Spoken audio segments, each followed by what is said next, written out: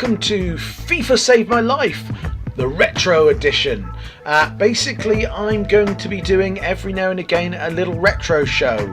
So I'm going to don the t-shirt, my retro glasses, and yeah, we're going to do a bit of a look back and a bit of a reminiscing of FIFA in the past, and not just looking at FIFA 19.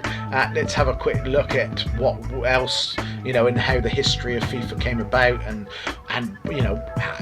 how it was all created, and how it come about, and have a little trip down memory lane, shall we?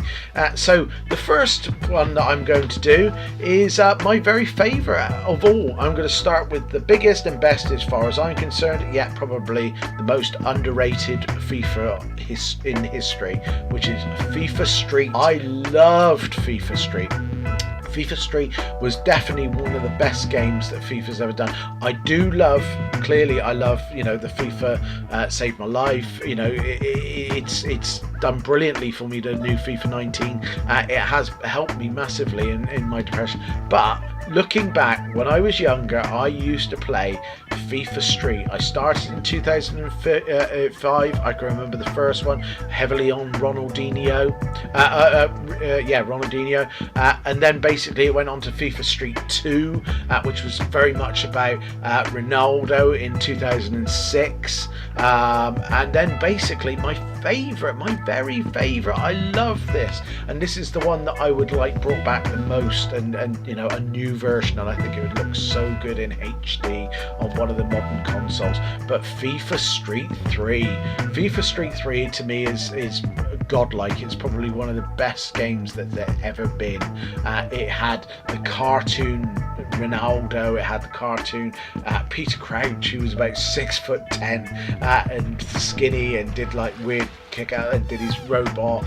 You had Gattuso, who was always sort of quite butch, and you had Gerard in the background, and it was absolutely outstanding as a game, and it was all about FIFA Street, more about style than substance to a certain degree. It was very much like, you got points for flicking it over people's heads and ricocheting it off the back wall and then taking it on and volleying it into the goal.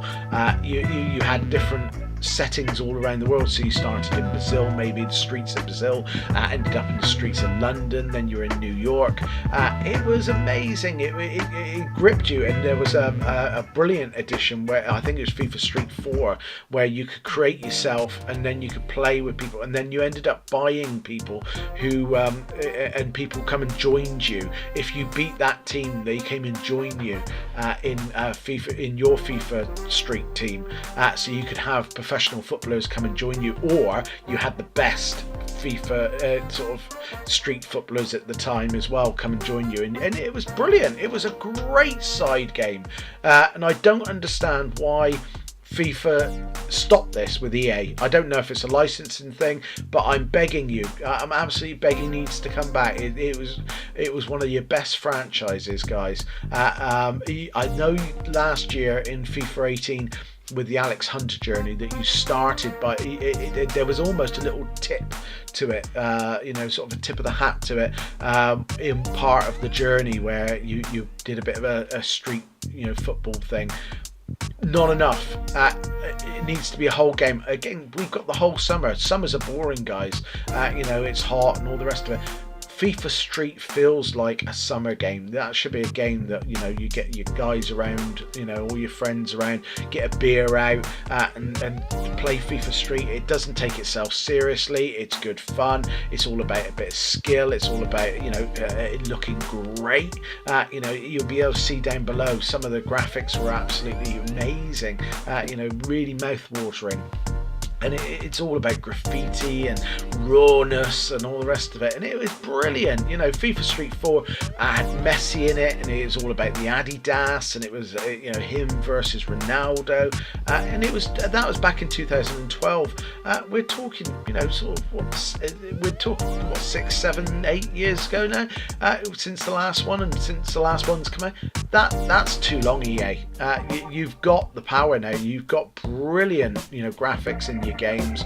Your gameplay is improving, everything, and you've got the ability to make a game like FIFA Street and make it amazing again and bring it back and relaunch. So FIFA Saved My Life this week, Retro Edition, is number one, focusing on FIFA Street. I want to know if you liked FIFA Street. Put down below if you liked FIFA Street, which one you liked. Did you like 2005 FIFA Street with Ronaldinho? Did you like 2006 one, FIFA Street 2, which was quite nice, everybody was quite long and all the rest of it, and it was really good, and quite urban. Then you've got the FIFA Street 3, my personal favourite, the cartoon characters. Everything was sort of over exaggerated, didn't take itself seriously, and was flamboyant and just beautiful gameplay, and I can remember playing that one forever. And then obviously you've got FIFA Street 4 in 2012, which was again brilliant. It was all to do.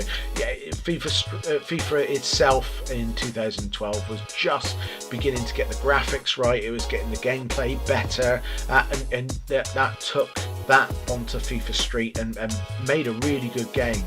And now we look back and think, Christ, what would it do now? So I'm here in my retro t-shirt, in my retro glasses, FIFA, doing a FIFA Saved My Life Retro Edition, because I want you to bring back FIFA Street.